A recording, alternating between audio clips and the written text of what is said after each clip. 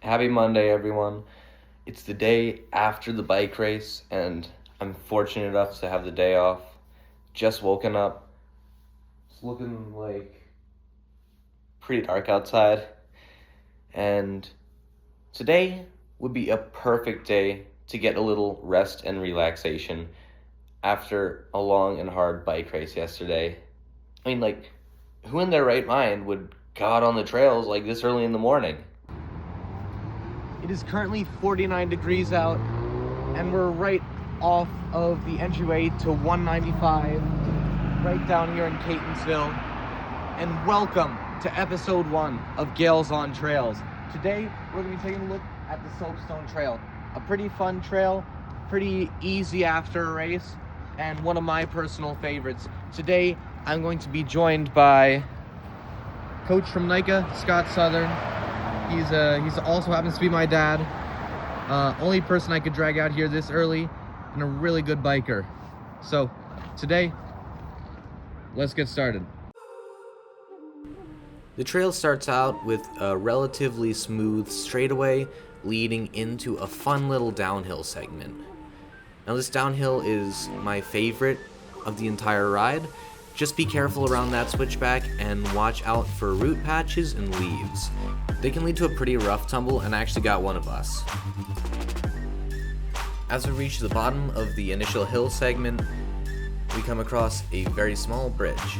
Now this bridge usually isn't any issue, however on a rainy day, it becomes very slick and hazardous. After the bridge, we reach a small uphill area, which really isn't any issue, especially compared to the uphills that we'll face later. And then after that, we get back into more flowy uphills and downhills that we've been used to. Keep an eye out for a rock garden here or there, but other than that, this area is very smooth. As we begin the final segment of our descent, we'll come across a crossroads. Take a left, and you'll encounter a couple switchbacks before reaching the bottom. Fun area up there. Really fun spot. But right now we were gonna sort of give our thoughts on it. Coming down, I think that is a really fun downhill. It's not your typical downhill where you just kind of shoot down, done. That took like, say about like 20 minutes. Maybe like 20 minutes. It's really fun and flowy. What are your thoughts? Yeah, it's definitely not very flowy, and there are a few curves and cutbacks. It's not, like you said, just straight down. You have some kick-ups, and then you have a few different turns there. So it's not overly technical, but it's a lot of fun. Yeah, my thoughts exactly. That downhill, I would say, is pretty beginner safe. So that's going to be our first beginner safe of the season. There are definitely going to be some that aren't. Now this uphill, this is a fun one. I would not exactly say it's the most beginner friendly thing in the whole park, because you certainly got to put in some work, which is why I love doing the uphills first and then the downhills. But when you're parked up at the park and ride, you really got to go the other way.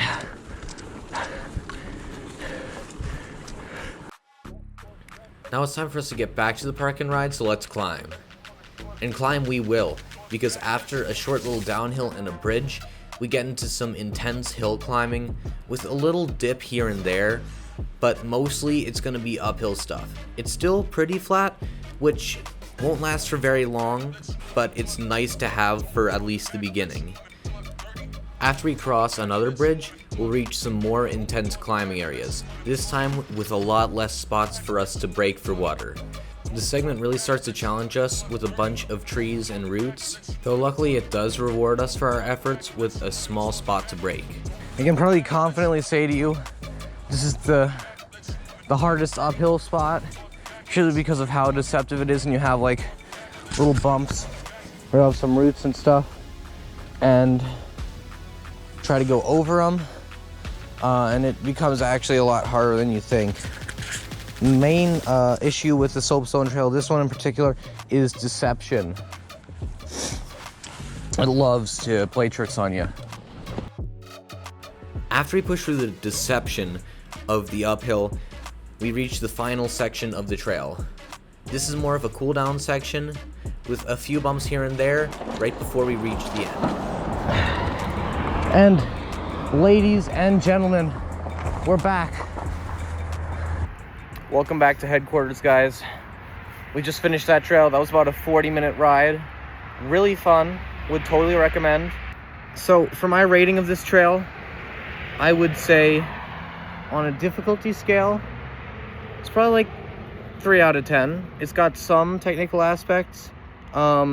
We did have one little fall, and that was due to leaves, because leaves are like the ultimate killer. They're like a trap. So you really want to watch out for those. But this is very beginner friendly, except for the uphill. There are beginner friendly aspects of the uphill, but if you have a beginner rider, they are likely going to be walking just a little bit of it. So perfect morning ride if you want to be in and out before work. It's also just a really fun segment, and you can sort of loop that in with the other Soapstone trails down at the basin. Overall, I'd give this trail on the unofficial Gale rating probably like an 8 out of 10. So how would you rate this trail without knowing my rating? It's always a fun, quick trail. So if you don't have a lot of time, you just want to get some exercise, then it's the best trail for it, just for the quickness of it. I'd say it is a good maybe 7 out of 10 type of trail.